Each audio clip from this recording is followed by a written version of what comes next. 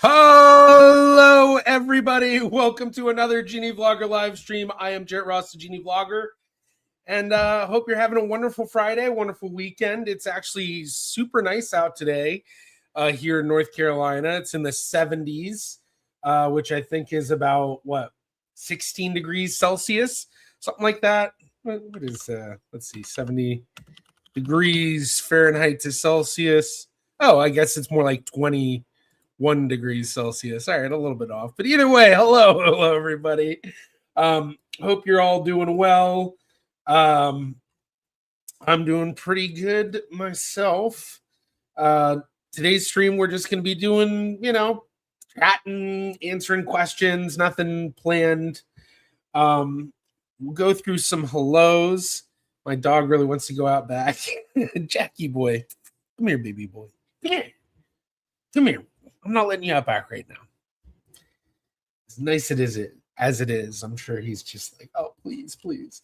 But hello, everybody. Happy Friday. Playing around with more AI to flesh out family history. Was able to locate the actual house locations of my grandfather's grandparents and great-great two grade second listed buildings. Very interesting. Very interesting, Eve. But good to have you. A lot of familiar faces. Anna Tommaso. We've got John Tyner, Julia Joyce, Alexandra, hello, Sprungle, Karma Gal, hi from Nebraska. Today is my parents' 61st anniversary. Happy anniversary to your parents. Very cool. 61 years. That's a lot. That's a lot. Bear Var, welcome. Good Friday. One of my wonderful Genie members. That's why Bear Var's got that symbol there. Help support the channel. So if you want to do that, you get a symbol, you get stand out in chats and stuff, and you get cool emojis to get to use. But hello, and we got some of our Australian crew here, so good Saturday to you in the future. Hello, LMR Pong. I got to meet LMR at Roots Tech, so good reason to go to Roots Tech. You have a chance to meet me. But hello, we've got everyone from the Midwest to Argentina and Canadians taking over. Speaking of Canadians, Brian Nash, how we got here, checking in from my hospital bed.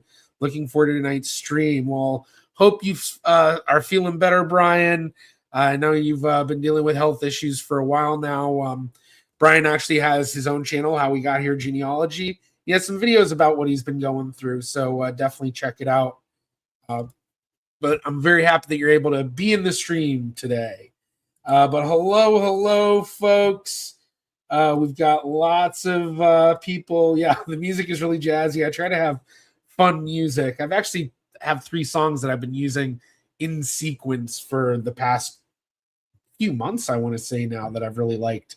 So I don't know if people like it or not. Maybe I need to change it up a bit. But yes, hello from all over. Not sure if you all can hear my dog crying in the background. Jackie boy, just chill, dude. But yes, hello, everybody. Gross Somos Dos. We'll get those for not with Coca going. I think my Portuguese just is there. We can hear you, can't see you. Okay, yeah. Oh, hi. Refresh your screen. Okay, hopefully everyone can see me. Yeah, okay. Everyone can see me. Good. Okay. But hello, everybody. Finished going through some of this. Yeah, the countdown is on for the release of the 1926 Irish Census. I suspect the National Archives will crash. Yeah, it's good. It's one of those things that, every time one of the big census records comes out for the public, it's a big deal. So hopefully they're getting prepared. I imagine there's going to be groups that are going to, go in and try to, do it faster in some way or something. But yeah. But hello. Goedenavond. For the first time in a long time, I haven't worked on my Ancestry for a couple of weeks now. Yeah, funny enough, I actually just started working on some of my own family tree after working on a couple of upcoming videos and stuff. And so it's actually, I've been like, I need to work on my own tree and do videos on my own tree. actually give myself time to research. So I've been doing a little bit. And if you didn't see my most recent video, I talk about some of the DNA research I'm doing on that. This light is, there we go. I was going to say, I think this light is way too bright. That is much better. All right. But hello. Glad you enjoy the music. What kind of dog is Jack? He's a mix. I have two dogs, Jack and Pete. They're full brothers. I actually have a whole video about when I DNA tested them. We found another brother of theirs, but we did it to see if they were full brothers because they look somewhat alike, but then they also look very different. But yeah, Jack, come here. Come here, baby boy.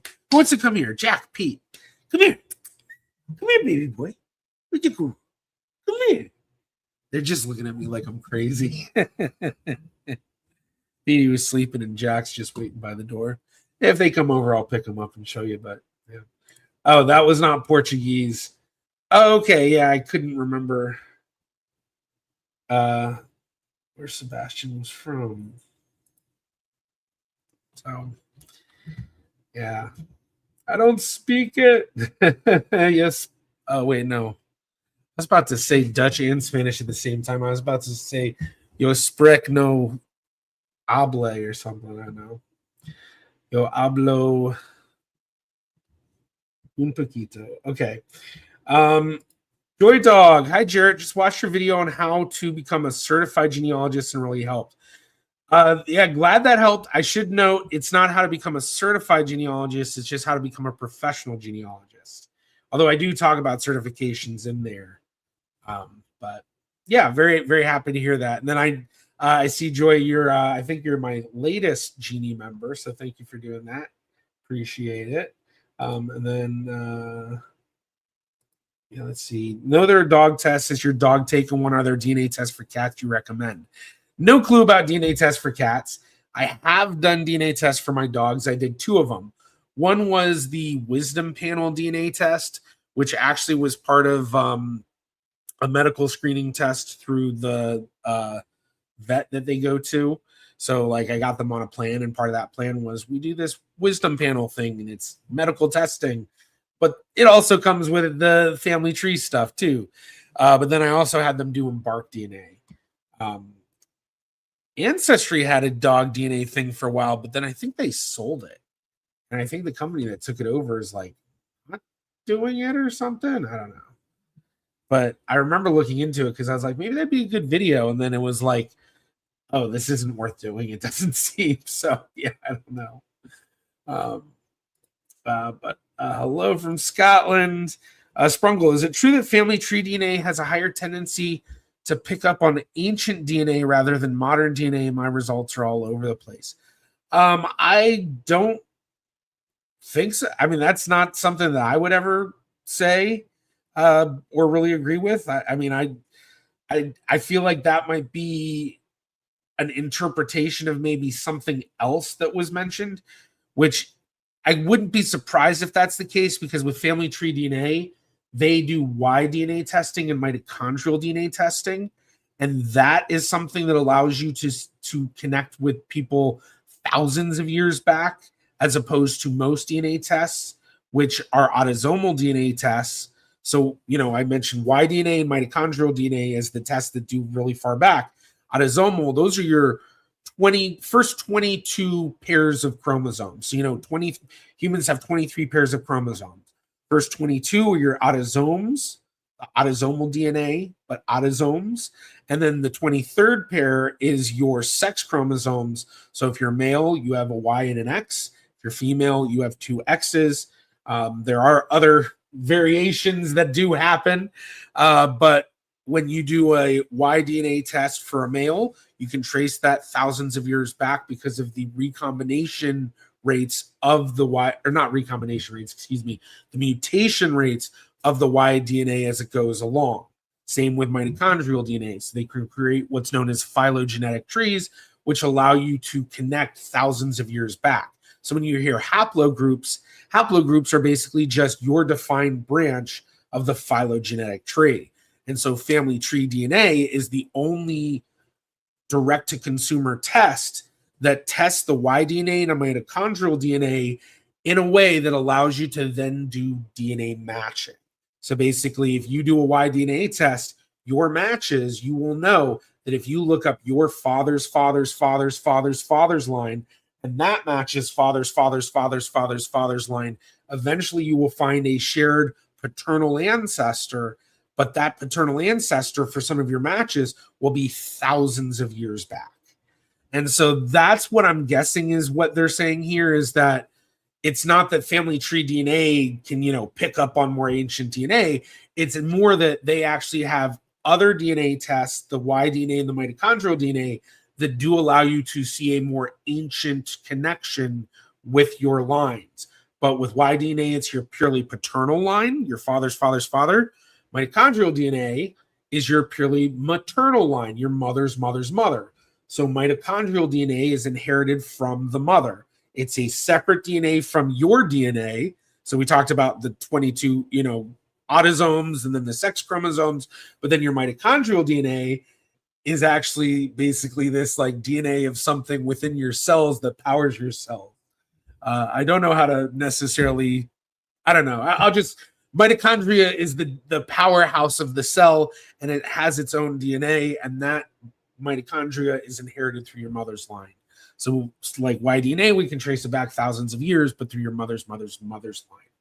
Now, family tree DNA also has a family finder test, which is their autosomal DNA test, which is going to be just like Ancestry and 23andMe and things like that. So that's where I really want to make sure that it's not getting conflated, that, people think, oh, well, if I do their family finder, their percentages are going to be better because it gives me more ancient results.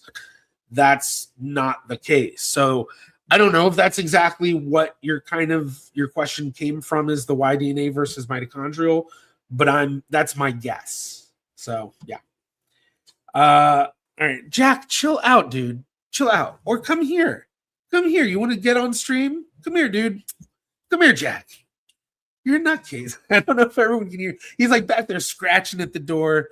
Part of it is the high school kids are getting out around this time, and they drive around, and he sees the cars, and he likes to go out and bark at them. So I think he's seeing all the shadows and stuff. He wants to go see it further.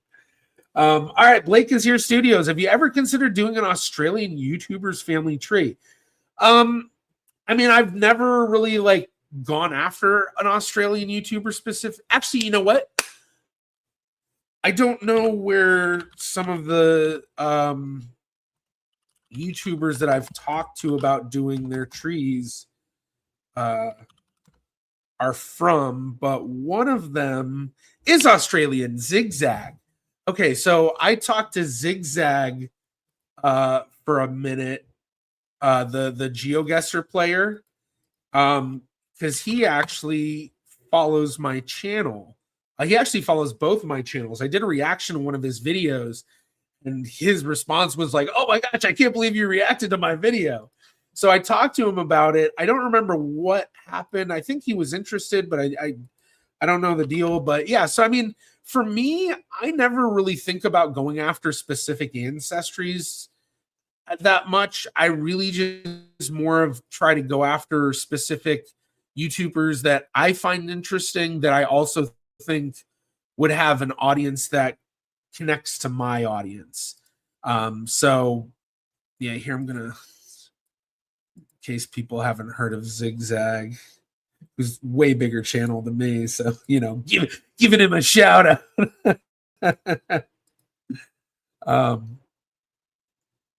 Yeah, so Zigzag. Let's see, close that. There we go. But yeah, so yeah, 347,000 subscribers. But yeah, so he's Australian, and yeah, who knows? Maybe I need to go back and see what he had said about that. I need to close some programs. My computer's going way too. Oh, Microsoft auto update. Microsoft is so annoying sometimes, I swear. And we'll close Steam. Yeah, there we go. All right. We'll probably close this, actually. Okay. So, Jen, have you ever had a case where one of your ancestors lied about their parents or place of birth? I suspect that might be what's happening to me with a brick wall. So, I don't really I don't really have any ancestors that I know of that's the case. I'm trying to think if I do. Um, I do have a fourth great grandfather where we don't know who his father is. I think it's my fifth great grandfather, Samuel DeHaan, who was born in Amsterdam. His mother was a Rachel DeHaan.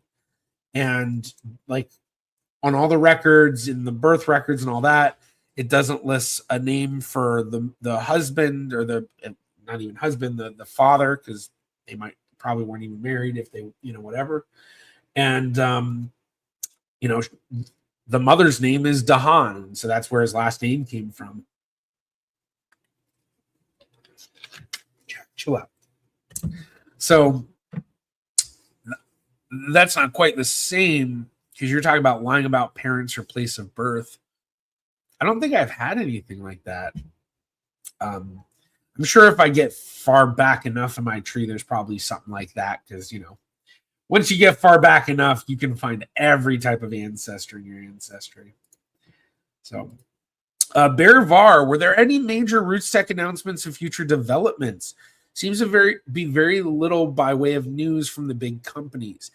Yeah, there weren't any like massive announcements this year. I feel like each company kind of had new stuff they were rolling out and talking about, but most of it was just like expansions of other things and not really anything super new. My Heritage had that Scribe AI tool, which is kind of interesting. I have yet to use it, but the whole idea of it was that basically it auto analyzes records and then creates outputs for you that tells you, more info and basically more context, like where the record came from and the year and what you might be able to go and do to try to find more records like that. So actually, someone who I like to hang out with a lot at Roots Tech, Miko Cleland. Or wait, is it Cleveland? I always say it wrong. I always feel bad if I say it wrong. But Miko, who's been in these streams a lot as well, he did a talk on the main stage about this, and he ended up singing.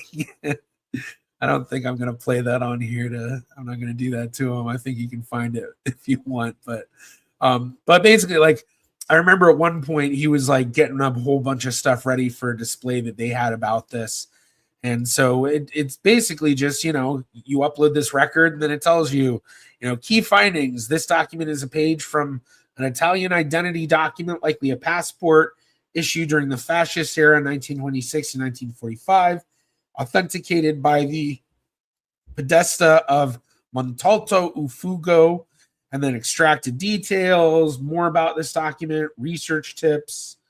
So it's something that I know I've seen other people have kind of developed on ChatGPT, like making their own bots and stuff. But with this, this is based on My Heritage building a database. So it's probably a more I'm gonna play around with it and see, what the difference is. I'll probably try out ChatGPT, try it with Claude, try it with My Heritage, see what it does. But it's very interesting because if they're powering it, then they can create a data set that really hones in on this, and maybe they can get less hallucinations or issues than what you get with other AI programs. So beyond that, one big announcement they did have was that they've moved forward with their artifact testing, and they had done samples. One of those samples being Arnold Schoenberg. I'm just gonna say Schoenberg, who's a very famous composer, And his grandson, Randy E. Randall Schoenberg, is a famous lawyer who was portrayed by Ryan Reynolds in the movie Woman in Gold. Randy's also a friend of mine in the genealogy world. We have done a lot of different things together, including genealogy death matches, which you can find online. If you're like, what's a genealogy death match? Well, it's a fight to the death certificate. You basically prove each generation of one line of your family going back as far as you can, and whoever can get back the furthest wins. But they used his family, his grandfather, as a sample. And see if I can find. Yeah, I guess I'll just have to do it from the session here. See if I can find it. Yeah, here we go. So this is who he got it the record, and so he was able to get a match to him. So I think this was probably one of the bigger announcements. But the thing is this is a coming in the future, and the other thing is that they're going to have to compete with Genetic Legacies, a company who already is in the market, and they have a 83% success rate, I think it was. I got to speak with them again this year. They invited me to actually tour their lab, which is in Salt Lake City. And I had so much going on. I had it where I could possibly do it. But then when I finally came to it, it was I would have had to run down there, run back, run of all this way. It would have just been absolutely crazy. But Genetic Legacies, they've already been established in the artifact DNA testing world. And with what MyHeritage announced, I guess I can go back here. I don't know if there's more they put on the screen. No, not really. But they basically said only DNA, or they were only going to be working with envelopes, sealed envelopes and sealed stamps, which is great because it has a lot of DNA to it. But that means that their extraction methods that they're utilizing are limited. Whereas Genetic Legacies, they can do it with all sorts of items, which includes, let's see if I can. So glasses, dentures, smoking pipes, anything that somebody may have worn where DNA really got into it and, was able to stay there. Jewelry, watches, all those sorts of things. So yeah, what types of artifacts? What do they say? Saliva-based items such as licked envelopes, toothbrushes, dentures, typically first choice for testing as they provide ample DNA and often yield excellent results. Everyday wear items such as watches, eyeglasses, jewelry are also ideal to their consistent and frequent use. And then hair samples with roots that are intact are strong candidates, but it has to have the root. Rootless hair testing, something that we will expect for the future, but it's not available now for direct to consumer at least. So but back to the main point of the question was, with Roots Tech announcements, there really wasn't anything that was a huge standout. There were a few new companies that I saw that were kind of interesting.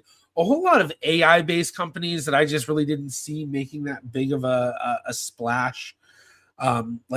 Maybe some, but I remember there was one company that was basically you upload your family tree and then it makes an AI children's book that you can then give to, the kids in your family. But I was like, oh, that's interesting, but it's just I don't know. So it was a lot of stuff that was I don't know. There was one company that was really interesting that I'm actually talking to the guy about doing a video, because it's basically a whole company that's based around the idea of using genealogy with medical testing to actually advance medical testing. So that was really interesting. The only thing is you can't use direct to consumer testing for that. You need actual medical testing.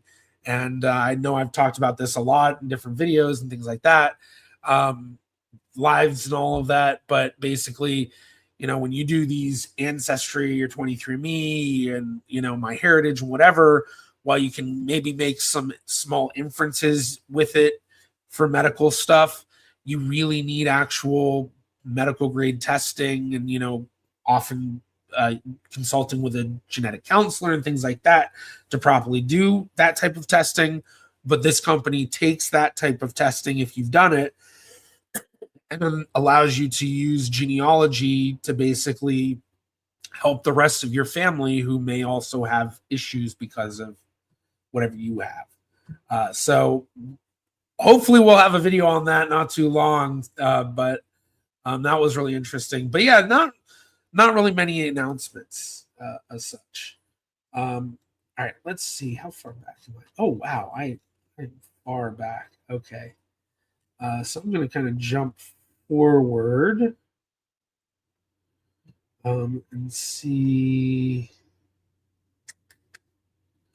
Oh, Adam Burris Wisdom Panel does cats as well. Then there's Base Paws, which has whole genome sequencing for cats. So answer to the cats thing before. Zali,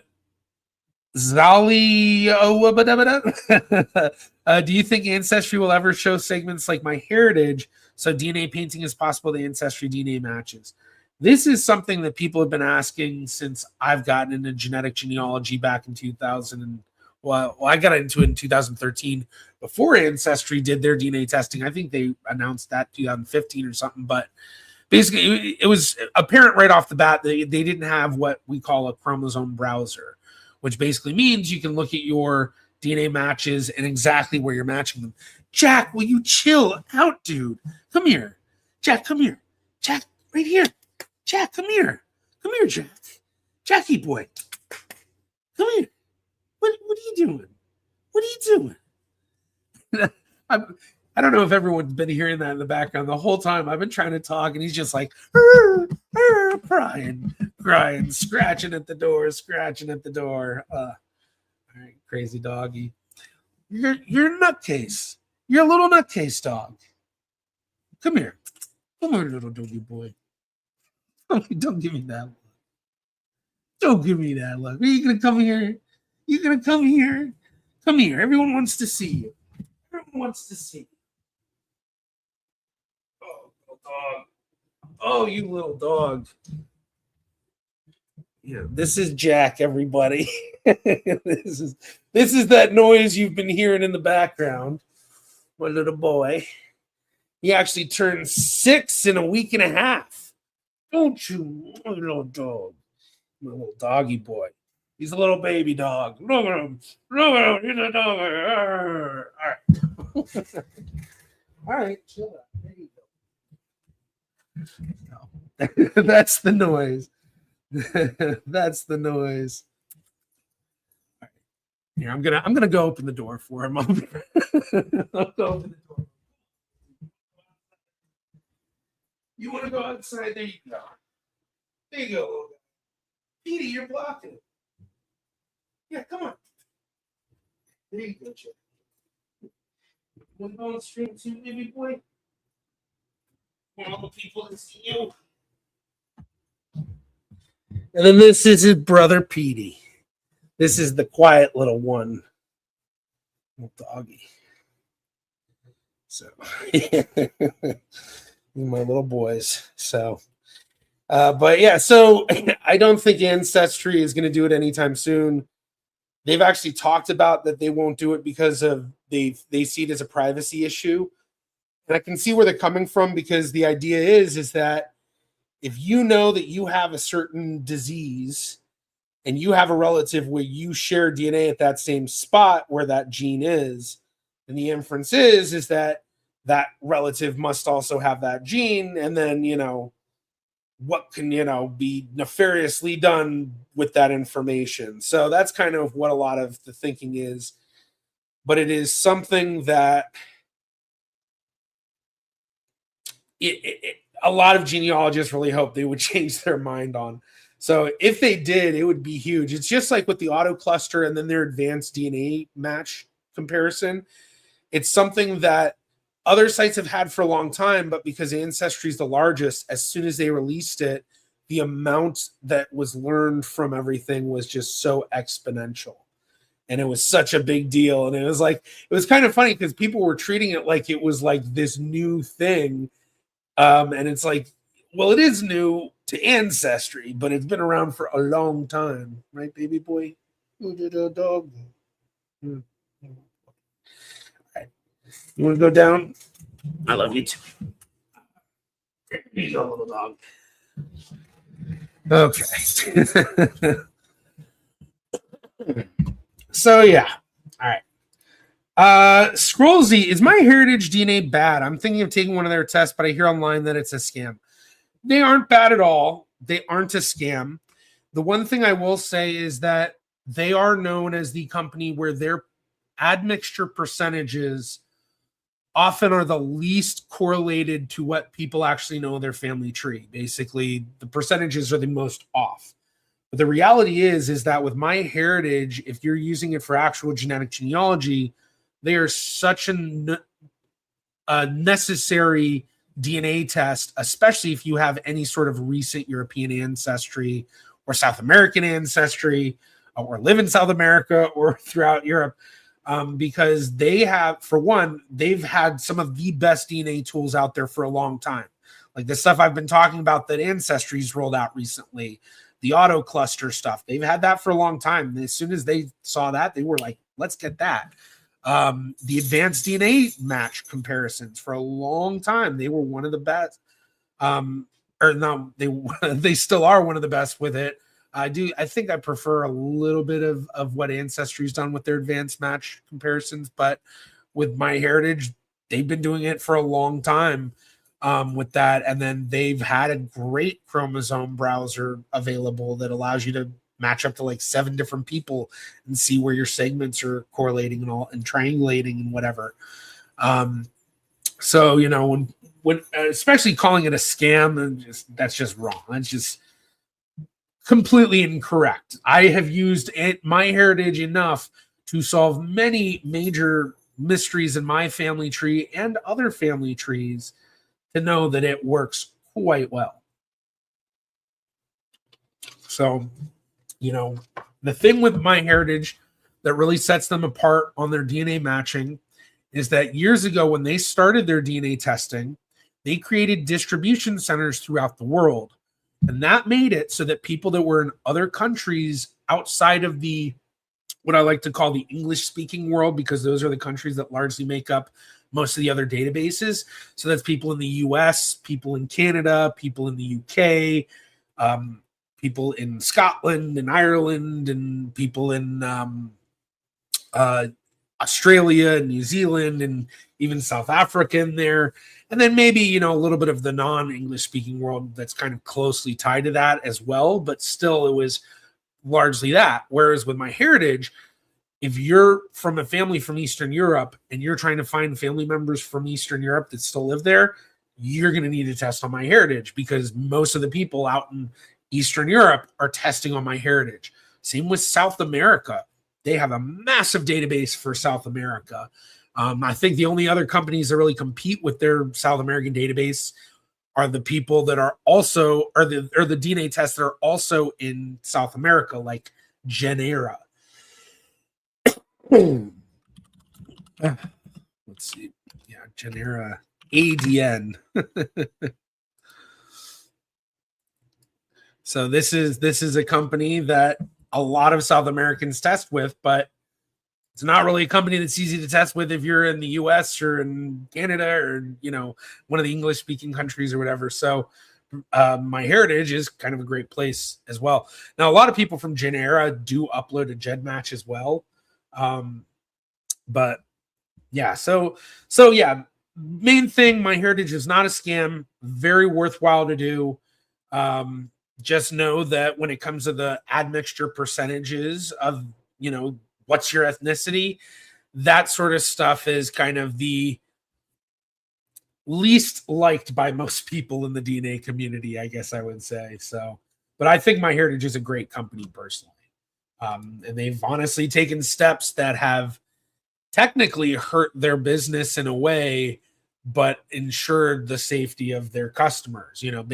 They stopped doing the transfer upload stuff. And I don't know if they've given an actual reason why they did that, but most of us have deduced that it's probably because of the nefarious use by some investigative genetic genealogy practitioners where they uploaded DNA to MyHeritage's database, even though it was against the terms of service for them to upload case DNA from law enforcement cases. So then MyHeritage basically took away transfer uploads, and for MyHeritage to be able to grow their database at a faster pace and make it more attractive for people to want to test there, to have the larger database, having uploads and transfers is kind of a big part of that. So I don't know. All right, let's continue. And I'm going to jump over. Yeah, I'll leave genetic legacies up. I'll put the pricing up because I think that's something a lot of people are always like, how much does it cost? I can answer questions on that too. All right, let's see. I'm going to scroll forward a bit. I saw a lot of the dog emojis and stuff in the chat. Yeah. Yeah, all the little dog emojis. So yeah, little Toby says hi to Jay. Yeah, my little Petey. All right, so let's see. Maori Mazig. Hello, how can we calculate the Y-DNA for males using the new raw data from MyHeritage before it was possible, but nor with the new kits? So I don't think MyHeritage is giving you any Y-DNA data unless they've changed that very recently, which maybe that's what you're saying.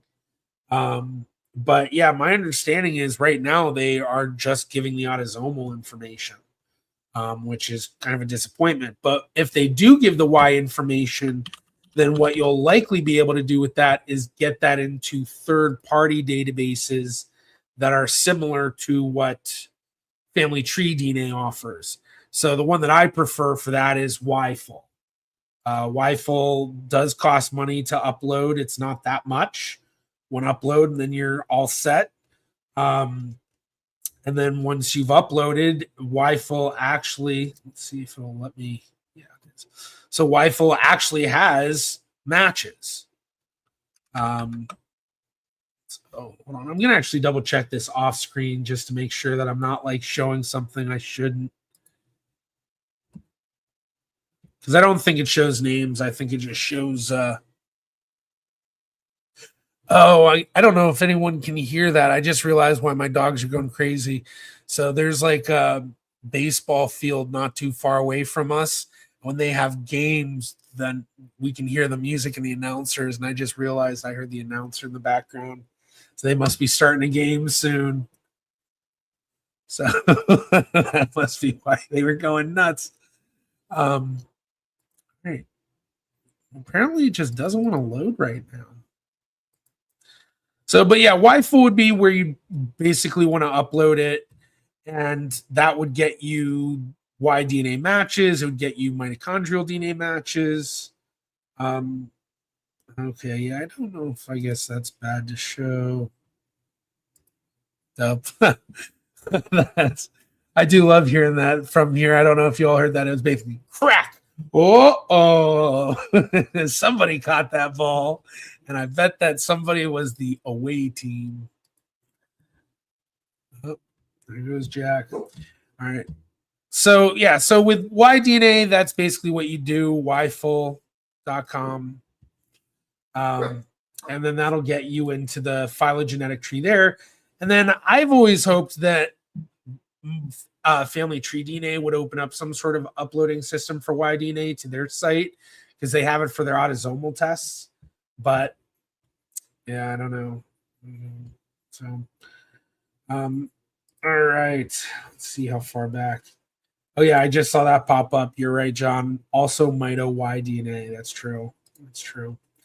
I should mention. I know I'm skipping a lot of different questions and stuff.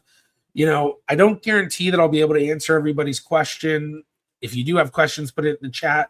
But I do guarantee if you do the super chat, the super sticker, whatever, I will answer those questions. The biggest reason being that it actually stands out and makes it easier for me to find those. The other reason being that it helps support the channel. And so it, give precedent to those who are helping support the channel. And I also greatly appreciate it because it makes it so I can continue doing live streams like this. All right, so let's move forward. All right, let's see here. I have 2 matches, 22 centimorgans, the same centimorgan, and it's just one segment, one from Poland and one from Sweden. So I don't know how, because they don't match my mom, while my dad is dark skinned. So what do you think about it? Well, one big thing I would say is that with how people's skin look and all of that, it doesn't tell you the full details of their ancestry. So just because he has dark skin doesn't mean that he doesn't have ancestry that may come from a much lighter skin population. So, if you are matching these two that are from Poland and Sweden, but they're not matching your mom, then presumably that match would be through your father's side. Now, if your father does a DNA test and then they don't match, then what you have here is basically a false positive segment, which is unlikely at that size of 22 centimorgans. But sometimes you can have false segments happen because there's so many different processes in doing the DNA test that could cause errors. So first they sequence the DNA, and there's a 1% error chance in that. So, they're doing 700,000 DNA markers, and 1% about they get wrong. So that means that there's about 7,000 markers they get wrong. Then on top of that, once they've sequenced the DNA, then they need to do what's known as phasing, and then they also need to do what's known as imputation. Phasing is, you have pairs of chromosomes, one part coming from mom, one part coming from dad, but it's not apparent which part's coming from mom, which part's coming from dad. So they have to separate that out. But sometimes they can get things wrong. So they might actually take DNA markers from mom's side and DNA markers from dad's side and think that they were actually from the same parent when they were really from different parents. And so then it comes up with these false segments. But that's one reason why you never really see segments below 6 centimorgans or 7 centimorgans, is because once you get below that, then the possibility of a false positive starts to go up exponentially. So that's why, you often see with, if you look at the minimums of what's required for a DNA match on these websites, they usually require at least one DNA segment that's like 8 centimorgans or something. And then they only count 7 centimorgan segments or 6 centimorgan or whatever. So if you have dad DNA tests, then maybe you can find out if that is truly from your dad's side. But a 1 segment, 22 centimorgan segment, and you're looking at people from Poland and Sweden, that's certainly interesting. But it could also be, you could be looking at an ancestry that's dating back to, the 1600s. Because you can have 8th, 9th cousins that you share 22 centimorgans with them, just because the randomness of recombination through both of your lines has made it so that you've both inherited more of the same DNA from these distant ancestors than most people would expect. So, if it's an 8th great grandparent or a 9th great grandparent, you could be looking at ancestors that were alive in the 1600s or 1500s. And, do you know your family tree that far back? And once you get that far back, you're looking at, thousands of ancestors that were alive, tens of thousands honestly. So it's like, once you're at that point, there's a chance there's going to be, 1 or 2 at least ancestors from a very different ancestry than you typically expect.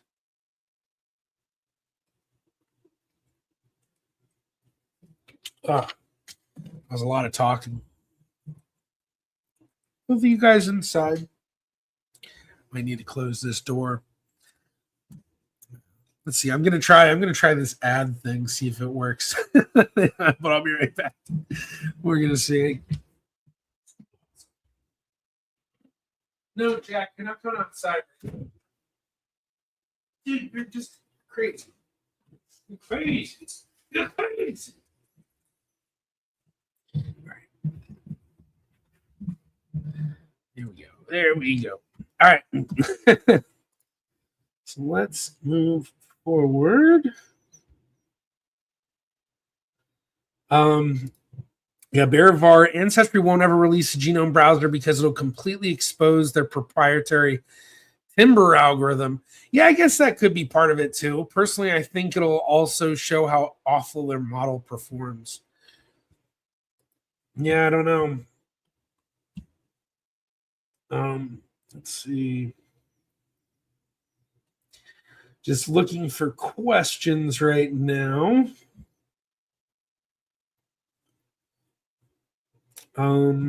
Let's see.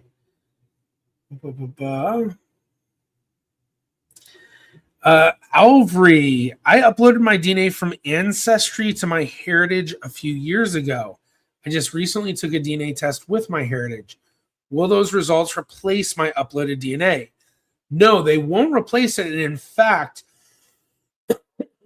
if the DNA test was connected in the proper way, when you look at your DNA results, it'll actually allow you to switch from one kit to the other. So you'll be able to actually go from, oh, well, is it my Heritage kit that I tested with, or is it the uploaded kit? I might actually be able to show that. Just actually have to make sure that it's not an issue. Yeah, I think I can show that here. I can. Wunderbar. Okay. So here, my ethnicity estimates. That's coming up. Yes. So right here, here's my kit. So you can see the kit that I uploaded from Family Tree DNA, and then the kit that I tested with my Heritage. So it will actually make it so you have both kits, and you can switch back and forth with them on all of the tabs, the DNA matches, the tools, all that. But just showing it here because this is a place I can do it without putting out something I don't want to put out. Let's close that. So yeah.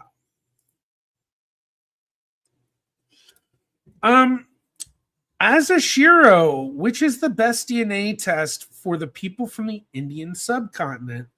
I honestly don't know. When it comes to most DNA testing companies, I feel like the Indian subcontinent is one of those areas that's kind of a very dark spot for me in terms of my knowledge. I know with like Eastern Asia, there's multiple DNA tests like 23MoFong and WeGene. And then, there's other DNA tests around the world for different groups like the one I mentioned in South America. And then there was another one, Otero or something like that, I think. But as for Indian subcontinent, I really don't know. And then I guess it would also depend on, is it someone, where it's like you have very recent ancestry from the Indian subcontinent, or do you come from like a historical Indian migration that might benefit from a certain test? So like if you come from, and I just recently learned about this in the past year, the South American Indian migration, I can't remember, South Indian, I guess that's the group they're called. But like if you come from a South Indian ancestry, then maybe my Heritage might be a good option for you because your most recent relatives would likely be on there if they've tested, since my Heritage is very popular for South America. So, but I honestly don't know. That's a spot that I'm not very knowledgeable about. And I talked to a Indian creator, Arvin Ash. He and I got to hang out in Denver years ago for an educational YouTuber get together. So Arvin, if anyone's not familiar with him, he does videos all about science and like I want to say space and engineering and stuff like that. He was really cool guy. He and I talked a lot about like video processes and stuff and like editors and things like that. And I talked to him about would he be interested in having me do his family tree. But I was like, I have to admit I do not know Indian ancestry very well, but he was interested in it. And then I don't remember what happened. I think I didn't follow up because I had so many YouTubers. I got too many YouTubers to do that at once. And then I like became overloaded with like, I have so much going on. Oh my gosh. So yeah, but I don't know. Maybe in the future I'll do some of Arvin's. Yeah, I feel like they have trouble differentiating between identical by descent or identical by state. Yeah, I mean it is. I mean it can be difficult, but that's why they do the centimorgan minimum so that hopefully they'll get IBD, not IBS. Although a lot of genealogists, and I think this is an argument in some of the genetic genealogy community, is do we say IBD, IBS, or do we also include IBC, identical by chance? So identical by state technically also includes identical by descent because the state of the DNA is in that state because of descent. So people say identical by chance, IBC, because that would then indicate, oh, it's identical by the chance that it's read incorrectly or whatever. Trying to remember if they have that in ISOG. Identical by chance. Yeah, I guess they don't have it identical by chance. So yeah, just one of those kind of funny little arguments in the genetic genealogy community. Chance. Yeah, you can't even find it on the page. Identical by chance. See who does say it. I can't even remember where the first place I ever heard that was, the identical by chance. Oh, looks like yeah,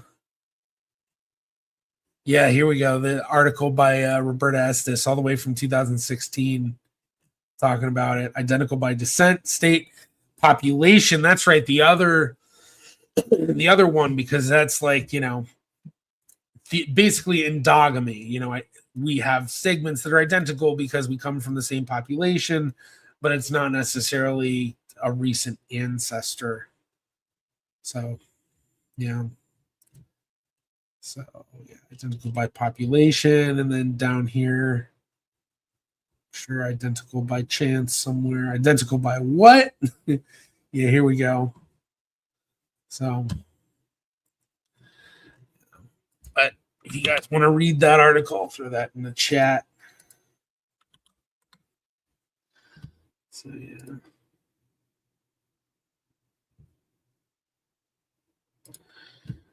Thanks. Any extraneous documentation or paper or article on how to interpret the WIFIL information, like origin of subclades, conglomerates, etc.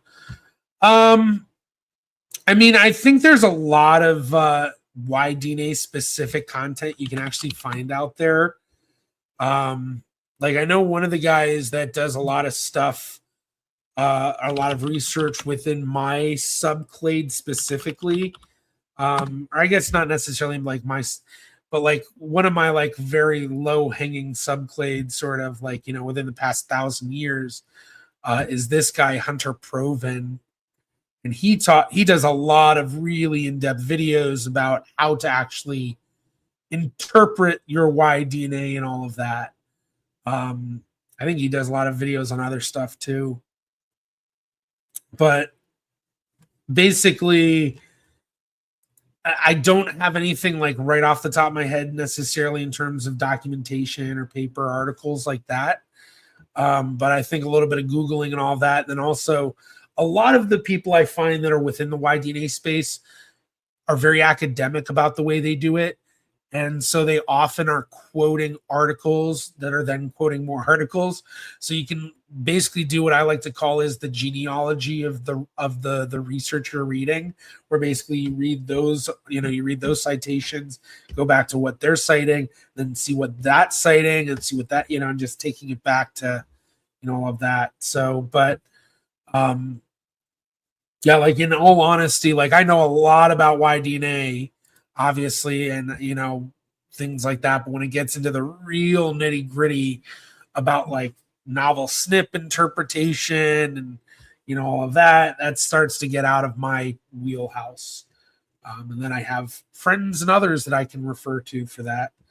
So one person that has been on my channel many times that I'll often refer to for that is my friend and cousin in many ways, Michael Waz. So yeah.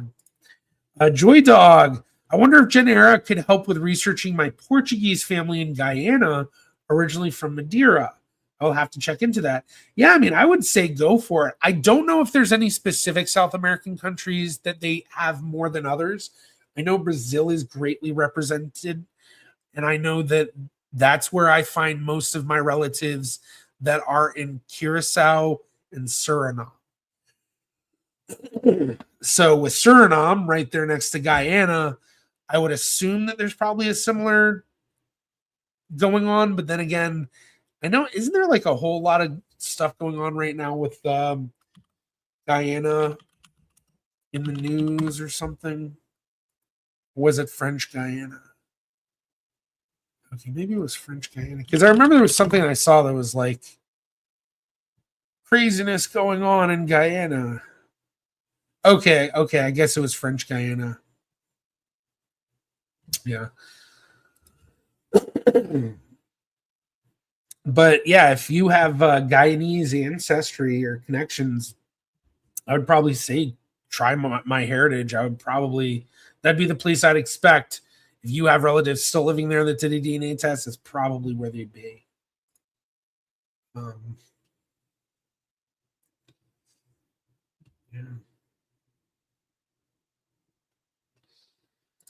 Pretty Kitty Publishing. Why did my regions change in one of the popular ancestry sites?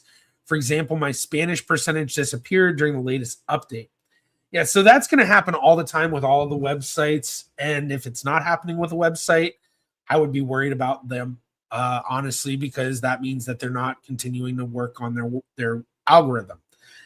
Basically, there's always new discoveries. There's always more population groups they're testing, and there's more that they're learning. And so they're constantly trying to update their algorithm for these results to reflect that.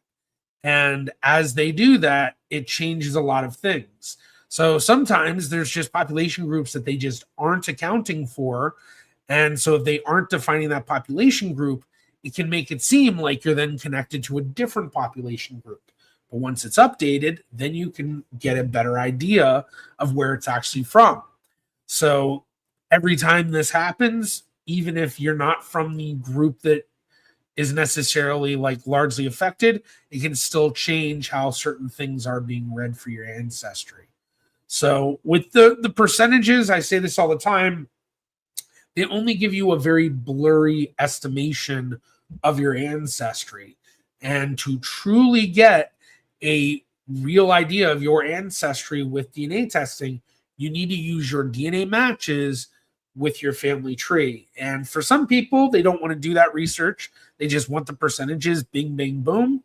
And hey, if that's what you want, that's fine. But just understand that you're going to get a very blurry idea of your ancestry.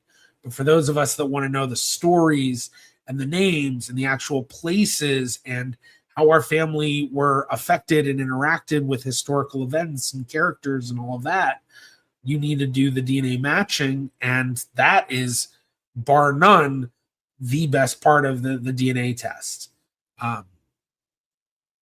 Yeah, I guess that's kind of an opinion on mine at the end there, but still, that's where you really get it. So, and those DNA matches, they may, it's not like you're going to necessarily lose DNA matches with updates.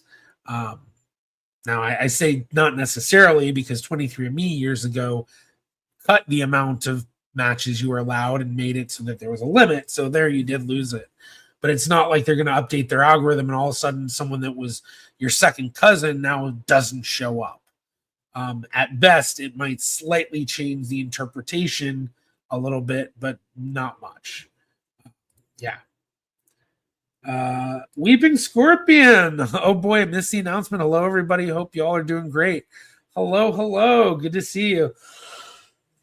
Yeah, I'm kind of realizing I've been noticing a lot more of my European folks on here that haven't been on as much, and I'm guessing this is because of the daylight saving time. So now that we've moved forward an hour, it means that it's an hour back for you all now, so it's probably at a much better time. Because before I think everyone, you guys were 5 hours ahead, so now you're 4 hours. So it's like, should be like 9 p.m. in the UK. Is that right? For all my people here in the UK, is it 9 p.m.? So it's like 9 p.m. in the UK, 10 p.m. in Amsterdam, 11 p.m. in Ukraine or something like that. Yeah. All right, how far back? Oh, not that far back. Jero Jen, I have a 23.6 centimorgan false match on chromosome 1 with a woman from Chile. Comes from my maternal grandmother, but she doesn't have that segment on chromosome 1, only has a 20 centimorgan segment on chromosome 15, which I also have.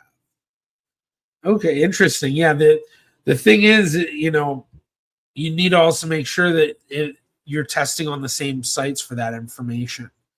Because if it's coming from different websites, not every DNA test tests the same DNA. They all test a large amount of the same spots of the DNA, but each company has unique DNA that they're only testing, or only a few of them are testing.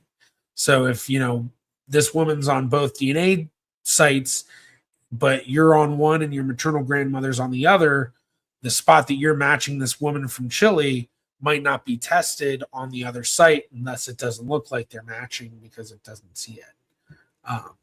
So just something to consider. But if they're on the same site, then you can disregard what I just said. Sprungle. Honestly, for Indians, it's quite complicated. Many Indians are deeply mixed with many populations, especially in the north. So you're going to get many Western Central Asian DNA. Yeah, I mean, I guess that's the case. When I interpret, what's the best test for Indians or people from the Indian subcontinent, it's not about the percentages. Like, that's like such a I don't care thing for me. It's about which site's going to have DNA matches that are going to be worthwhile. Basically, where's the place that most people who are Indian would DNA test? So like, if you're going to get many Western Central Asian DNA readings, okay, cool, whatever. It's about the DNA matches for me. Carmagal, almost forgot to mention that I was watching another live earlier, and Tony from Yarnful Crochet Channel mentioned that she had her dogs tested. Another YouTuber asked her about her dogs. Oh, very cool. Very cool. Bearvar, wonder if we should move beyond these terms IBS, IBC, IBD, which is very confusing for most people, when in reality it boils down to, is the shared segment genealogically useful? Honestly, that's not a bad sentiment. A lot of people will talk about how when it comes to genealogy, especially, and I guess this is just every group nowadays, no matter what you do, there's always alphabet soup. So IBS, IBC, IBD, and all the organizations, NGS, FGS, ISOGG, ICAP, and IJGS, and NYG and B. It's just it's like just alphabet soup, and so it's basically, it gets very jargony. But yeah, it really just comes down to, is this a segment that actually is genealogically useful or not? I think when it comes to the IBS, IBC, IBD, the people that really care about that are really the people that are more writing, I think, on the academic level. But then I noticed that academics, especially outside of the genetic genealogy world will use IBS, IBC, IBD in slightly different ways. Like I remember reading an article recently about something, and I can't remember what it was, but I remember the way they used IBD. I was like, I don't know, that's an interesting definition for it. I never thought of. Yeah. All right. Ron Grass, good to see that you're here. Good day, good day. 10 in Oslo, that's right. Okay, so yeah. That's what I thought. Okay, EU DST rules don't start until next weekend.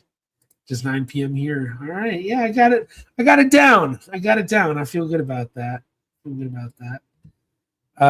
Kobe Orama. Hi, Jared. I have my DNA test on my heritage as well as my parents, and I have matches that don't match my parents. I tested on both 23andMe and Ancestry. My parents are on FTDNA. Okay. But I have my DNA test on my heritage. Okay, so you tested on 23andMe and Ancestry. Your parents tested at Family Tree DNA. All of you were then uploaded to my heritage, but you have matches that your parents are not getting on my heritage. I think that's what I'm getting out of your question.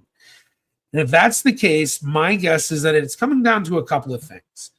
The first is what I kind of just mentioned a second ago about how each DNA test is testing different parts of your DNA. So snip.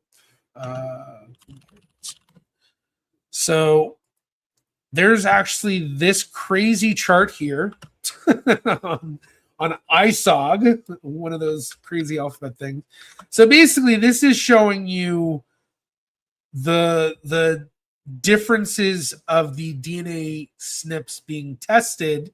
So SNPs are just a fancy jargon for the specific spots on your DNA that they're testing because they expect possible variation. And so with each company, they're testing different ones, and then depending on which version you're testing at, it'll show you a difference. So as an example here, let's go to 23andMe V5. So that's their latest chip. So 23andMe V5, and then compare to MyHeritage version 2.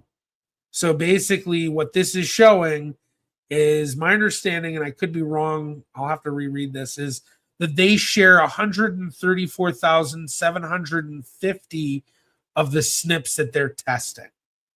So basically, they're both testing a lot of different DNA than the other one. So if you have it where your parents are testing at different sites than you, even though you're uploading to MyHeritage can only utilize what's been tested. On top of that, MyHeritage is also only going to utilize the DNA that they interpret. So 23andMe, Ancestry, and Family Tree DNA are all going to have segments of DNA they've tested that when you upload to MyHeritage, it's just not even going to utilize that in their database because they aren't testing for that DNA. So with all of those differences, that likely means that if you look, my guess is if you look at these matches that aren't matching your parents, they're probably going to be on the smaller end of things. By that, I mean largely under 50 centimorgans, but even possibly under 75 centimorgans. If it's more than that, I'd be a bit more surprised. But basically, it'd be people where, especially, you only have maybe 1, 2, or 3 segments of DNA that you're sharing with them. So that's probably one of the reasons that this is happening. If you were to have you and your parents test on MyHeritage, then my guess is that you would not run into that issue. But being that you are uploading to MyHeritage, so they're only utilizing what they're going to interpret, and then you've tested it at different sites than where your parents have tested, all of that combined, that's a lot of spots of DNA that you could be matching some matches that your parents would also be matching, but their DNA just wasn't tested there. So, yeah. All right. Matt 5347, how do you research living descendants? For example, tracking fourth cousins. A great question. This is actually one I don't get a whole lot. And it's something that was one of the things that really defined my beginning and obsession of genealogy. So when, 2009, when I like went from like just kind of a very slight genealogy hobby to an absolute obsession, I started to track down my family all over the world. And largely I did this using Facebook. Facebook back then actually was a lot easier to find people than it is now, funny enough. But I guess maybe that's because they put in new, different things to make it harder to find people. But when you do research for living descendants, the main thing is that you need to get enough information about them where you can confidently find them through typical just genealogy searches. So, or not even genealogy searches, Google searches. So a lot of times you come down to just Google and you can find what you need because it'll take you to been verified and the white pages and Facebook and other social media. And basically that's what it is. It's about being able to find them in a way where you can then contact them. So if you're researching the family and doing descendancy research, the first thing that you want to do is really build out that living family tree as much as possible. And to do that, you're often also doing the Facebook research. So usually what you want to do is you want to build off of what you find on Facebook and all that as well. So this is actually one of the things that is very important if you want to get into search angel work, helping adoptees finding living family, as well as if you want to get into investigative genetic genealogy, where you're helping solve cold case crimes and identifying unknown human remains. This is a whole skill unto itself, finding living people and tracking them down with the various sites. So like a lot of people that do this type of work are very familiar with Been Verified and Spokeo and things like that. I know of some who will even go and get PI licenses, private investigator licenses, and then they can get access to even more, I don't even know how to describe it, more unique, more gate kept databases like Nexus Lexis.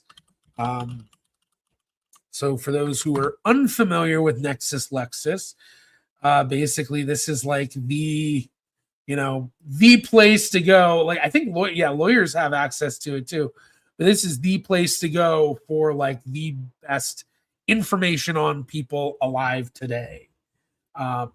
And so, this is not something everybody can access. Definitely not something everybody can access. But definitely something that, if you can get access to, you have a leg up in that sort of work. But it's really the biggest thing it really comes down to is social media and also a lot of patience. A lot of times, you'll get names where you have multiple people that you find on Facebook that it could be either one, but then you basically have to go through each one's profile and like scroll through years of their posts and stuff to figure out if it's the right person or, more information on that family if that's what you're looking for. So, yeah. All right, let's see. Jennifer W., is it possible to identify an ancestor when only fourth cousins once removed and twice removed have DNA tested? It is a maternal line and only one person in my tree came from this place, and records are minimal. Okay, I see this other one. So it is possible. It's going to be difficult. Fourth cousins once removed and twice removed means that it's going to be very distant. But, one of the things with genetic genealogy is about honing in on what's unique that you can tie to try to identify the side that it's through. So it sounds like you've already done that because their tree is tracing to a place that's very unique and you only have one person in your family that connects to that, or one in your ancestry. So you basically have an idea of where to research. So, now it's just a matter of using the more advanced techniques to figure it out. So that's stuff like analyzing your shared matches and trying to find shared matches where maybe you can try to figure out which side of the tree it's on. So like for them, if you've got these DNA matches that are fourth cousins once removed, well, take a look at their other DNA matches that you both share, and you might be able to find that, okay, well, they actually have a second cousin who is matching you really small, so you didn't really notice it, but is obviously a second cousin of theirs. So if they're matching you as well, then more than likely you're going to be related through that same line that they're related to that second cousin. So now you've got a better idea of where in their tree that you might be connected to. So it's a matter of slowly doing that until you come to a point where it's like, this is where we have to be related. Because the other thing to remember, you're saying fourth cousins once removed and twice removed, but I'm guessing that you're saying that because that's the estimated relationship that they're telling you. But what you should be doing is you should be going on to the shared centimorgan project on DNA Painter here, and you should be putting in the actual centimorgan amounts to get a better idea of what the actual relationship more likely is. And with the sites, the fourth cousin once removed, fourth cousin twice removed, yeah, that can be helpful, but there's a whole lot more to interpretation, especially in terms of the ages. So, if it's fourth cousin once removed or something, let's say that like one of the matches is a 45 centimorgan match, okay? So 45 centimorgan match, well, yeah, we look at fourth cousin once removed and twice removed, yeah, it falls within the range, but actually it could also be so many other things. And it's even closer to a third cousin once removed, a fourth cousin, could be an older generation, but this is where interpretation comes in. So let's say that you're born 1970, okay? But then this DNA match, who's 45 centimorgans, was born in 1930. Well, that tells you that this person's likely a generation or two older. So then you can look up and see, okay, well, if I've got 45 centimorgans and I'm looking at older generations, a third cousin once removed is my most likely match. And if that's the case, then that means that my great-great-great-grandparent is likely their great-grandparent or second great-grandparent. So basically, you're figuring out where are we likely related. So how far back in the tree do I need to look to figure this out? But then let's say it's the opposite. So you're born 1970, but then let's say this match was born in 2000. Well, if they're born in 2000, then they could be your same generation or they could be the generation below you. So once again, third cousin once removed seems to be the best, being closest to the 45 centimorgan amount. But now we're looking at a different one where instead this is a descendant of your great-great-grandparent, meaning that, if you identify all of their second great-grandparents, one of them should be your great-great-grandparent. So this is where interpretation can become very useful because it can get very different if, let's say it's a 70 centimorgan match. 70 centimorgan match, we can see fourth cousin, still a possibility, but now we might actually fall more towards a third cousin or a second cousin twice removed, or if they're, really younger, then maybe a second cousin twice removed or something like that. And then there's also all the half relationships. So there's a lot to go into interpreting that. And so that might also be very helpful for you in figuring out what the most likely connection is. But then also, just researching. Records, all of that stuff. There are trees, but not sure how reliable they are. Then what you should do is build out the trees yourself, and then you can be more reliable, or you can have a better idea of how reliable they are. You can also review the trees that are connected and see if you can find other trees that, maybe have more documentation and sourcing to them. But it's definitely possible. Ron Grass, I forgot. Are you in South Carolina or North Carolina? I am in North Cackalack. North Cackalack. Okay, there we go. Jennifer W. Up to 4 segments, around 40 to 70 centimorgans. So it could vary.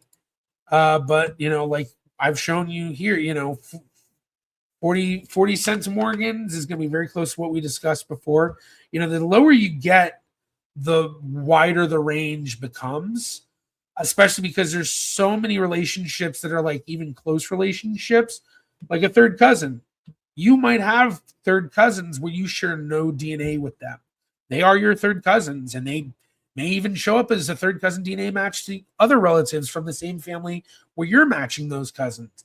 But you just, for the randomness of recombination, both didn't inherit any of the same DNA, even though you share the same ancestors. But then look at here, you've got an eighth cousin could share 40 centimorgans. Somewhat unlikely. And if it was an eighth cousin, you'd probably be looking at, like a single large segment or something, maybe. Could be multiple, but it's very wide. But then for the others, 70 centimorgans all of a sudden, not quite as likely that it's going to be that distant of a relative. So, yeah. Michael Baker, sorry I'm all late, just got off work. Love listening on my long drive home. Well, yeah, I guess 5:19. Okay, yeah, I've been talking for 6 minutes. So yeah, you got here in time. Oh wow, I've been going for an hour and a half. Oh. Yeah, I don't know if everyone can hear. I'm still getting over the whole conference crud I brought from Roots Tech. And I heard from a few other people that got sick too. And someone said something, and I realized I think I know who I caught this from. I think it was like one of the first days I was there, actually, funny enough. Yeah, Jen, I have an obsession with finding living relatives from my great-great-grandparents downward. I've identified practically all the descendants in Argentina. There are many resources for that. Fortunately, privacy is not taken very seriously. Yeah, it is unfortunate, but then there is a benefit for us. But, definitely you want a good balance of yeah, I might have to end here soon. I need to go get a drink and all that. Yeah, thanks. Oh, thanks. My brain just exploded. Yeah, glad. Yeah, Concred. Knew it. Yeah. Yeah, I do. I have to say for Jeroja, yeah, I have an obsession with finding my living relatives. And for the first 5 years, I would actually keep up conversations with a lot of the relatives I found. But then it hit a point where I was finding too many relatives to keep up conversations easily. And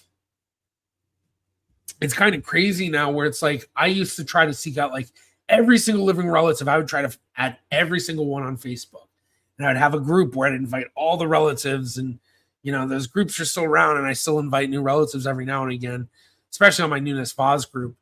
But I often find that it's like now I try to just focus on the family members that seem to have an interest. So usually the older family members or any family members that I like find are building trees or, the ones that DNA tested or things like that. But yeah, beyond that, now I don't really try to find every single one. But before I used to seek every single one out. And I've become very good friends with some of my distant cousins as well. So yeah, especially on my Nunes Vaz line. Like I feel like there's something about with my Nunes Vaz side of the family that there's like a stronger connection for some reason.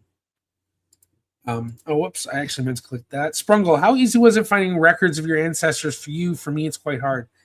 I mean, it's been a variety of difficulties with different records. My Dutch ancestry, it's so easy to find records that it's honestly overwhelming the amount that's available. Basically it's like constantly learning about new records from Amsterdam that are somehow, shines an amazing light on the ancestors.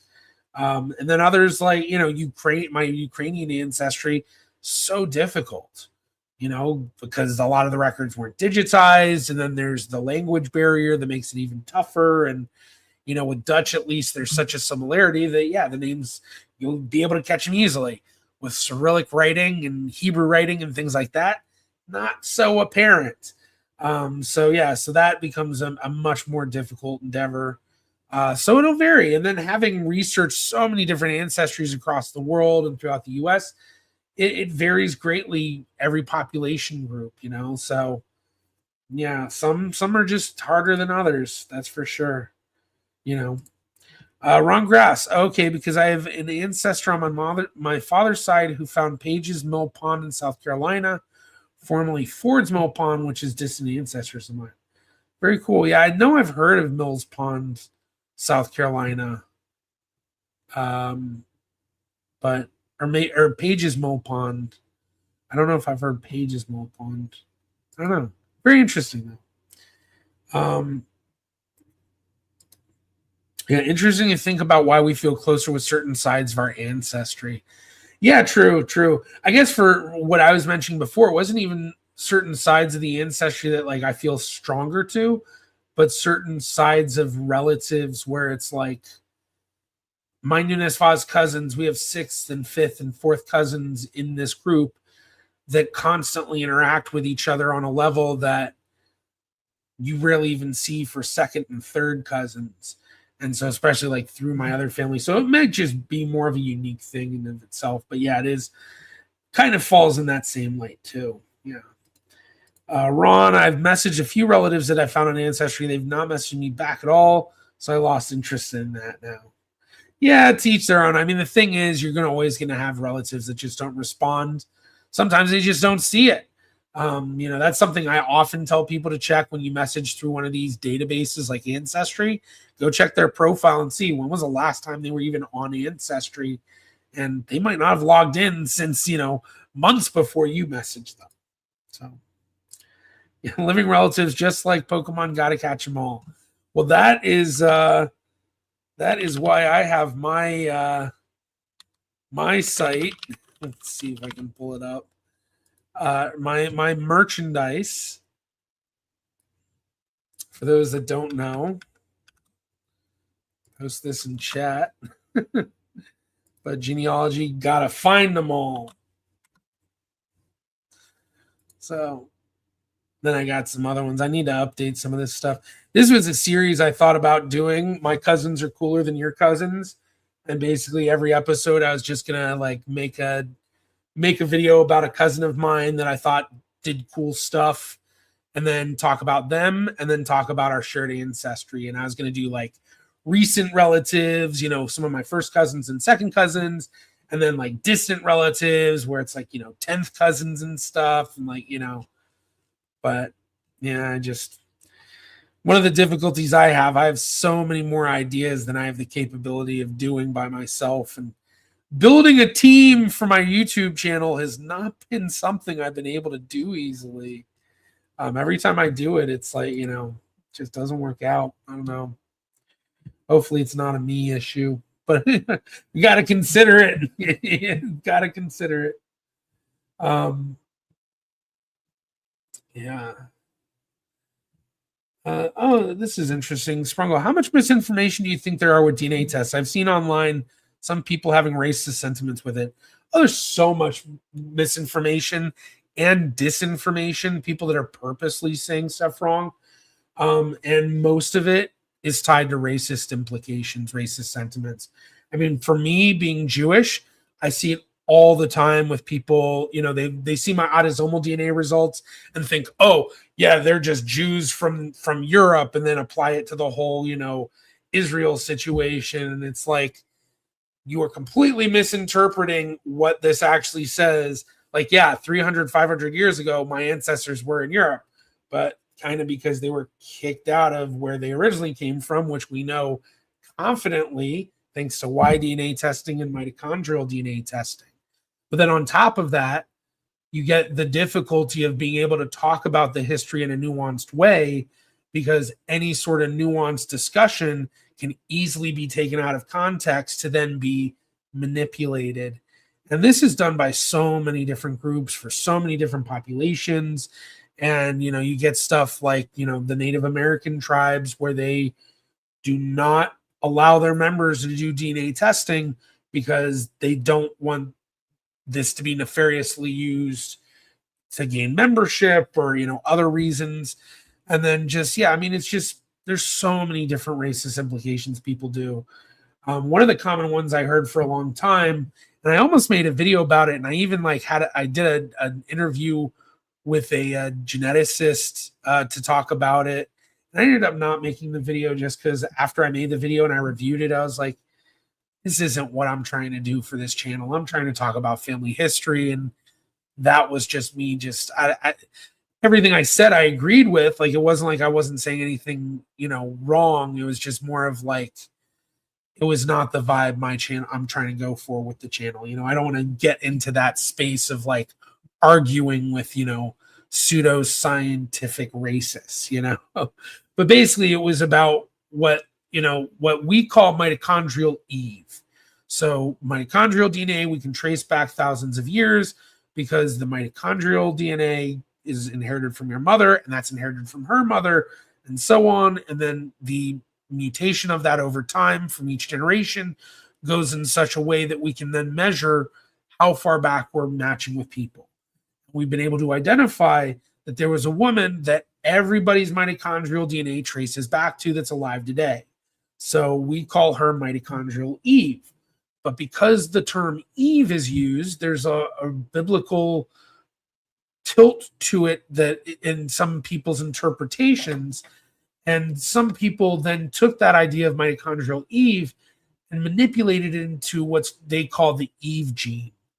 And the way that they interpret it is, instead of mitochondrial Eve being the one woman that all women or that everybody in the world inherits their mitochondrial from, basically the one person that we can all trace our lineage back, and she's the most recent common ancestor of all of us through our maternal lines. But that doesn't mean she wasn't the only person alive, and that doesn't mean that she was the only mitochondrial signature that ever existed. There were others that just died out. But with the Eve gene, people say that actually means that African women, because we know mitochondrial Eve most likely lived in Africa, that African women and Black women basically are the only ones that can give birth to every race that's out there. And there's different levels of the whole Eve gene thing. I don't know if anyone in here has ever heard of it or seen some of the comments on some of my videos, because I try to do a good balance of allowing people to put, different viewpoints in the comments on my videos, but I try not to let a lot of the like crazy freaking, interpretation, pseudoscientific stuff out there. And with the Eve gene, that's one that I think I've let a few of them go, but part of it is because also I'm thinking, okay, well, this is a place where others, and I see them do it, can correct and say, no, you're wrong. It's actually this.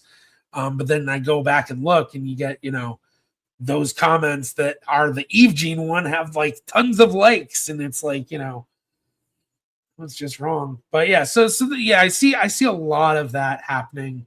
But lately it's mostly been directed towards the whole Jewish ancestry stuff. And I even had a comment recently where someone asked like a question of like, do you think the interpretations on why DNA are wrong because of this, this, and this? And it was like stuff I'd never heard before that made no sense. That basically it was like, the J haplogroup was really from here, and then the J1s were here, but J2s are this. And it was like, you're literally, this is such a bad misinterpretation that it almost seems like disinterpretation, purposely misinterpreting it. And that it was obviously someone trying to make some sort of a claim that Jews do not have a genetic tie to the land of Israel and the areas around where they do have genetic ties. Like it's just a fact. It's proven.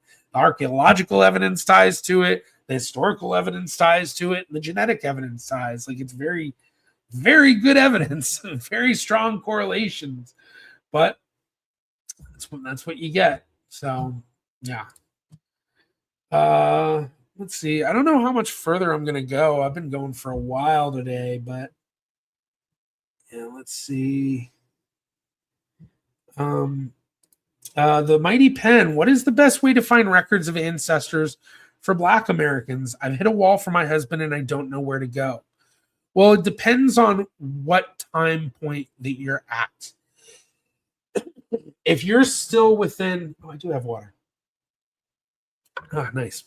If you're still within like the 20th century, then you're really going to be looking at location records, just general location records, wherever they were living. So if, Jackson, Mississippi, let's say, then you want to see, what records are available in that area and try to find what you might be able to find. But if you're at the point where you're in the 1870s or 1880s and you're not really able to get back further there, that's where you then need to start getting into the typical slavery research that needs to be done, which is basically you take the surnames that you have of this family and the locations that they're located, and you look for what slaveholding families have those same names. And then going through the records of that slaveholding family to then identify your family members. So this is a very difficult type of research to do because a lot of the records don't have names, don't have a lot of details, even if they do have names. At best, you're often looking at names and ages at best. Sometimes you can deduce family groups because they're often written in family groups. And then depending on the records from the plantations that they're coming from, if it's a plantation or the household they're coming from or whatever, then maybe you might be able to find something. So, you figure out that they're most likely they were enslaved by this specific family, then you're going to want to look at that family's wills and testaments from around that time, because that's where you're going to get the names of the people that they enslaved. And that should hopefully get you further in your research. So I've done some of this type of research in some of my videos. The most notable ones have been the videos I've done on Jabari Walker's genealogy. Jabari Walker being the person who hosts the channel From Nothing. So let's see, I'm going to try to find my playlist to this.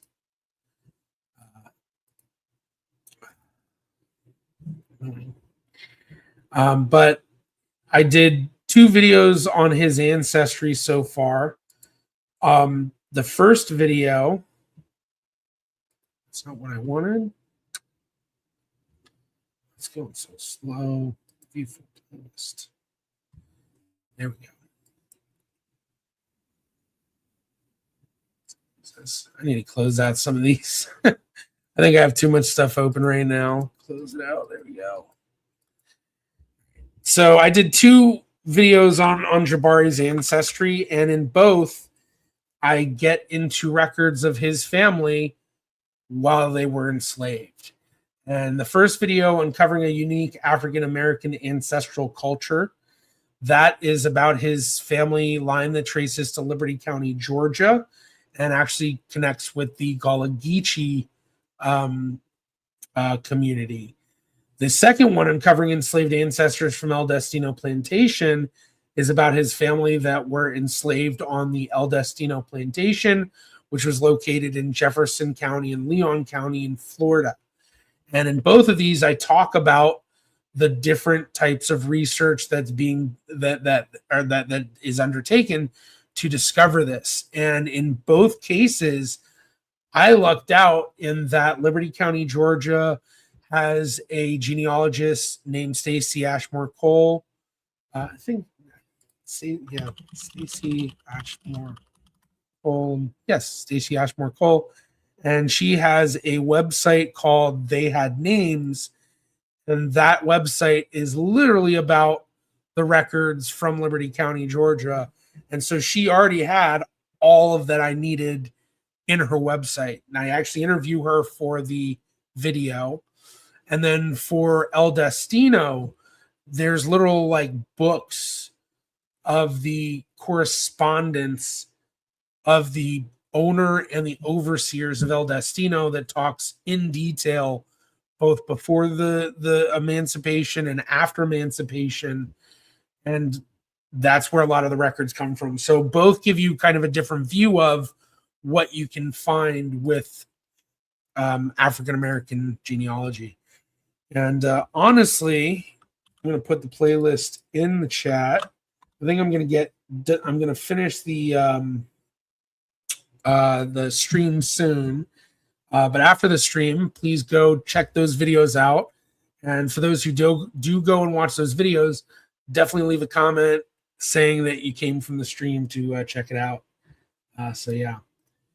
Jero Jen, aren't Ashkenazi like 40 to 60% Middle Eastern, even though they might look completely white because of how ancient Jews weren't brown enough, if I'm explaining myself correctly? So yeah, so this is where you get into the nuance that's very difficult to discuss because people like to misinterpret it, especially for racist reasons. So yeah, so a lot of Ashkenazi Jews do have known European ancestry. But to say that they have no Middle Eastern ancestry is wrong, because they do have the majority of their ancestry coming from the Middle East. So my understanding is the 60% number sounds correct. I think I've always heard 60 to 80%.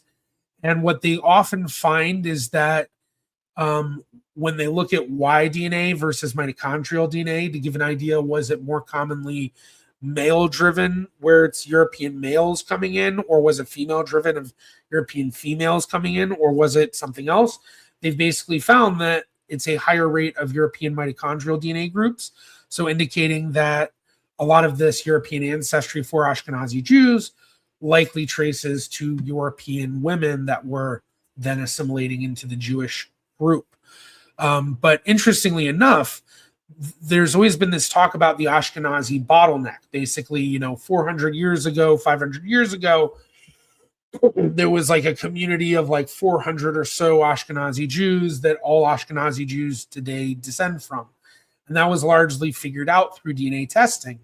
But recently, through the DNA testing they did with the Erfurt Jews that were basically thrown down a well. Basically, there was this in Erfurt, Germany in the 1400s, there was this massacre of Jews in this town, and some of them were thrown down a well.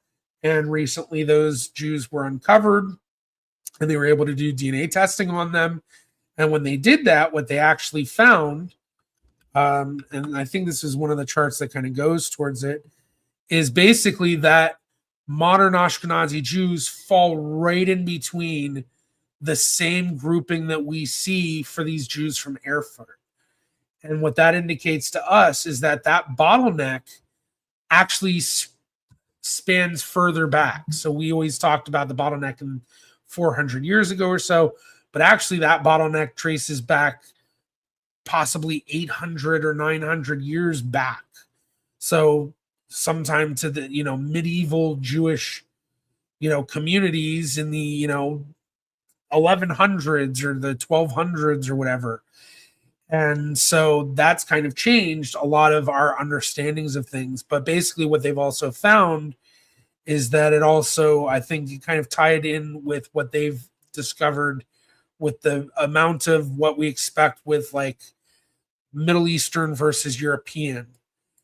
So the origins of early Ashkenazi Jewish, as well as the history of admixture events that have shaped their gene pool, are subject to debate. Genetic evidence supports a mixed Middle Eastern and European ancestry in Ashkenazi Jews. So they're basically finding that exactly what we see today for Ashkenazi Jews is pretty damn similar to them, Ashkenazi Jews then.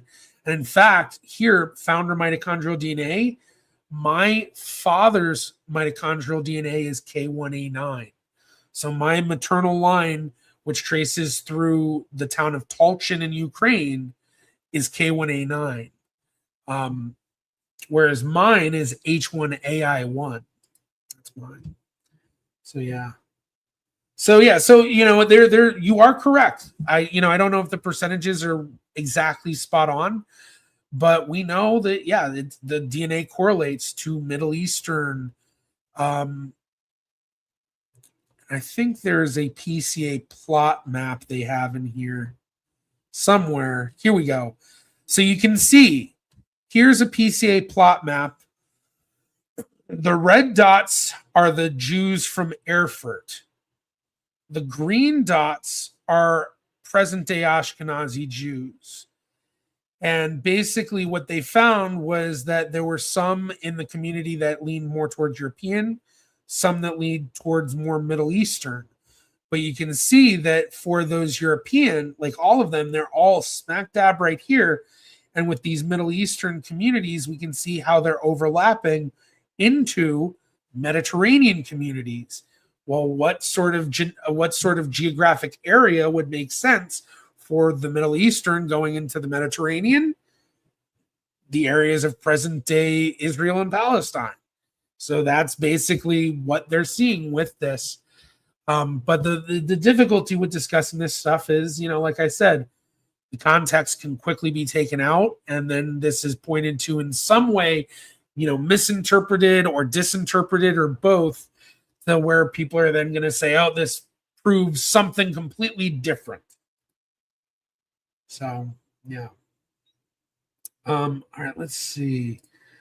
Fiji, hi, I discovered an NPE at the grandfather level, trying to confirm whether my presumed grandfather's daughter is my half aunt. We share 1,159 centimorgans. Is this shared DNA consistent with half aunts? Well, let's see. 159. And yeah, it looks like it's on the higher end of a half aunt, but definitely well within that range and well outside of the range of full aunts and uncles. So yeah, I mean, it certainly is a possibility. Doesn't prove that is the exact relation, but yeah, it's certainly a possibility for you. So yeah, Sprungle, I feel like many people are unaware that most of us are mixed. If you look at your ancestors thousands of years ago, it would be all over the place. Very true. Very true. Oh, late as usual. Just in time. Just in time. And the Mighty Pen, thank you very much. Just to thank you for that information. I greatly appreciate that. Thank you very much for the $5 super chat. Or super sticker. Super chat. Either way. Thank you. Berivar, on MyHeritage, you can now see in your own DNA's PCA plots and more ancient connections. After Sephardim, the closest connections are clearly Middle Eastern with some Italian. Oh, very cool. Very cool. Yeah, I'll have to play around with that a bit. So, all right. Well, I think with that, I think I've hit my limit. Almost 2 hours today. This was a long one. I wasn't expecting to go, but it's been kind of fun. I had a large group of people, a lot of good questions, and yeah. And then I don't know if anyone notices the what you call it in the back. Oh yeah, great point, Berivar. Great point. Use DNA Psi for this. Yeah, actually, you know what? Before we go, I think that's a great point. So let's see. I think is it this? Yeah, there we go. So DNA Psi. This is actually a website that is created by a genealogist named Britt Nicholson. I actually just saw Britt at Roots Tech, and it was funny. I was at the GEDmatch booth, and he was helping with the GEDmatch booth, and he was standing behind as I was like talking to somebody, and I was like, this guy looks so familiar. And then I looked down, and I was like, oh my gosh, I saw his name was Britt, and I was like, oh my gosh, it's Britt. And I don't know what it was, but something about his hair, I like didn't recognize him. But I was telling him about I talk about your website all the time on here, and he's like, oh, that's good to hear. But basically, this website, DNA Psi, has a couple of different things to it. But one of those is this tool, the SegCM tool. Putting it in chat, and basically, it utilizes the amounts of centimorgans and the number of segments to give you an even better idea of how close that relationship is, or not just how close, but how you're related to that person. So before, where was that number? Somebody, I can't really find it. It's literally like, there we go. Okay. So 1,159. Fiji, if you know the number of segments, 1159. I'll put that in, but let's just say, I'm just going to guess. Let's say it's 20 segments. So if we do that, then it actually tells you if it is a half aunt, uncle, niece, or nephew, it'd be most likely a paternal relationship. So basically meaning that it's your father's daughter. So I don't know if that's the number of segments you had. So we'll need to see that to get the idea. Mighty Pen, you can use raw DNA data on that. So it's not like you have to download your raw DNA data and then upload it here. All you do is just go look at your DNA match and see the number of segments and the number of centimorgans. So yes, just tools. Just tools. So yeah, let's see if Fiji can get that info for us, and then probably be the big hurrah for today's stream. But yeah, I guess let's just change it just to say, let's say it's 30 segments. So it's 30 segments, then all of a sudden it changes up and most likely a paternal maternal or maternal paternal. So basically the idea behind this is that the recombination rates in men versus women is different. So when a woman creates her eggs and when a man creates his sperm, there's more recombination happening in the women than in the men. And by utilizing that information, they can then get a better idea of how each or how that relationship actually is through the tree. Because if there's a higher amount of centimorgan, or not centimorgan, there's a higher number of segments, then that will lean towards a maternal line, or at least here we see a paternal maternal versus a paternal paternal. So if we make the segments go higher, so let's say it's 38 segments, we're probably going to see it then lean more towards a maternal maternal. So there we go. So you see all of a sudden now it's 10.4. So that's kind of the whole basis of the idea. And here we go. So this chart right here, this that you see, this is the recombination rates of different relationships. And Britt was saying he wanted to update this so it labeled each one, but like, one is, paternal and the others, it's just all these different ones. So it's like, it's basically the number of segments and the number of centimorgans. And this is the chart that this whole tool is based off of.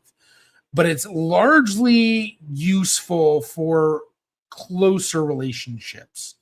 So once you get out to more distant relationships, like past first cousin, then you don't get the maternal paternal stuff. So it's really people within that sort of first cousin distance. So for what Fiji was asking, perfect case scenario of utilizing this tool to get the idea of which way does it lean. So, all right. So I think that we'll call it there.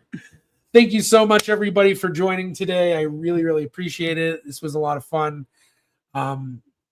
Be sure to go to that YouTube playlist there. Watch those videos. Give them a like. If you haven't seen the new video that I put out this week, definitely go check that out. Give that a like and hype it up if you haven't used your hype points this week. Definitely hype it up. And then just like, subscribe, all the fun stuff. Thank you. Yes, 24 segments. So yeah, I wasn't far off. So it's probably leaning more paternal, I'm guessing. So yeah. Thank you very much, everybody. Just a reminder, every Friday I do live streams 4 p.m. Eastern time. Also, if you want to do consultations with me, you want me to sit down and go through your research with you and help you in interpreting it and where to go next steps, send me an email. Hopefully I will get my new website up soon. I had it up for a second, and then there were some issues. So just kind of making sure it's in perfect working order before I have it out completely. So just email me for now if you want to do consultation. I think that's it. Thank you, everybody. Hope you have a wonderful Friday, wonderful weekend, and I'll see you next week. I'm out. Bye.